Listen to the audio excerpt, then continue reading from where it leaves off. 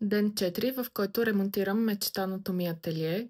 Отново няма вода, затова е време да пообиколя малко магазините и да избера каква настилка да поставя. Първоначално исках да поставя винилова настилка, която е с вградена подложка, с идеята да я слагам сама, без да се налага да викам някой да ми я слага или да ми помага. Но цената ми дойде малко много за 20 квадрата, затова започнах да мисля по-евтини алтернативи.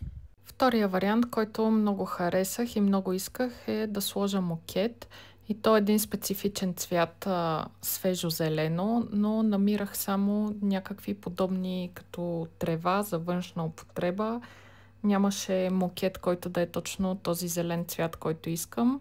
Мисля, че само на едно място го видях онлайн, но беше на почти същата цена като винила.